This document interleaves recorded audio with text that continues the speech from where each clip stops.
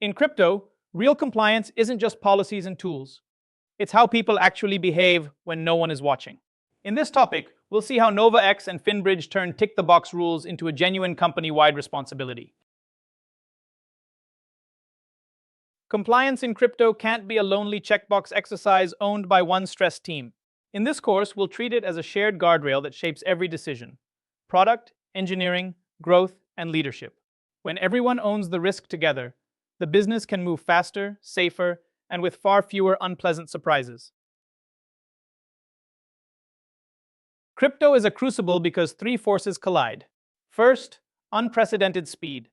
Value moves globally in seconds, leaving almost no time to react. Second, real technical complexity. Pseudonymous addresses and novel assets are hard to interpret. Third, intense regulatory scrutiny. Supervisors expect bank-grade controls and treat compliance failures as existential threats. Picture this. Your exchange lands a dream client that instantly doubles revenue. During onboarding, your team uncovers complex ownership layers and a possible sanctions link. Now you're at a decision point. Do you walk away or find a way to safely say yes?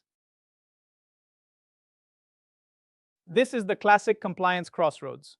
A powerful stakeholder says, "Make this work fast," while your investigation is raising real questions. One path is to honor the red flags, document concerns, escalate to the CCO or MLRO, and maybe lose the deal but protect the firm. The other is to quietly bend the rules. That might feel harmless in the moment, but it's exactly how major enforcement cases begin. Every time NovaX or FinBridge faces a borderline client, there are really two possible endings. One says, "Hit the numbers now, we'll worry about risk later." The other says, "We're willing to lose this deal to protect the firm." The revenue impact is short-term. The cultural impact is permanent. People remember whether the analyst was punished or protected. That memory becomes your real compliance program. Each tough compliance call sends ripples through the organization. When leaders bend the rules just this once, frontline teams quietly update their playbook. Red flags are negotiable, escalation is risky, and speaking up might hurt your career. Over time, that single shortcut becomes systemic risk. In crypto especially, culture is shaped in those pressured moments, not in policy documents or training decks. NovaX learned that generic compliance training didn't change behavior. What did work was anchoring everything in real near-miss stories, then tailoring those stories to each team's actual decisions. Engineers dissect how a bad actor slipped through a missing guardrail. Product debates a feature that almost enabled abuse. Support reviews real tickets with red flags. Sales revisits deals they declined. Training shifts from abstract rules to "this could be you tomorrow." FinBridge discovered that a single annual training also failed to shift behavior. People forgot it within days. So they moved to a continuous pulse. Short, frequent touchpoints that keep compliance top of mind. Quarterly clinics let teams bring real cases. Microlearning offers 5-minute refreshers. Slack updates flag new risks or enforcement stories. Simple policy FAQs remove ambiguity. The core message: small, regular nudges beat one big lecture. Empowering the front line means making it effortless to raise a hand. Developers and support agents see the weird patterns and edge cases first, so they need a direct, low-friction path to compliance. No long forms, no politics, no fear of getting it wrong. The cultural rule is simple. You are never blamed for escalating. Early flags are praised, documented, and used to improve controls before something becomes a real incident.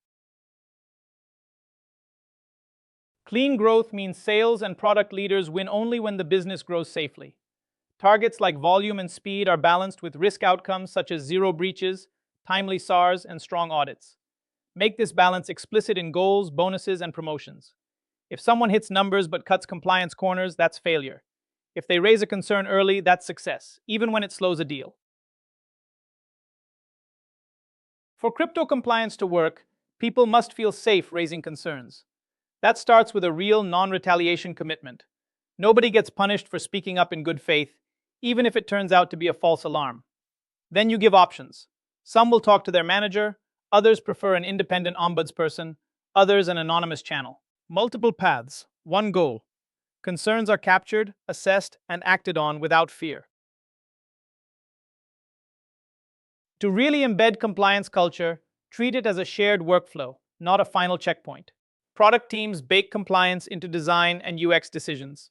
Engineering turns those expectations into back-end guardrails that make the right thing the default. Compliance then focuses on risk review, approvals, and guidance instead of policing. Tie this collaboration into product councils, change management, and post-mortems, so it becomes part of how you ship. A durable compliance culture is really a system. At the top is the belief that everyone owns the risk, not just the compliance team. That belief rests on four pillars: training that's practical and role-specific, escalation channels people trust and actually use, incentives that reward doing the right thing, and controls embedded into everyday workflows. Beneath all of that is the true foundation: how leaders behave when revenue and ethics collide.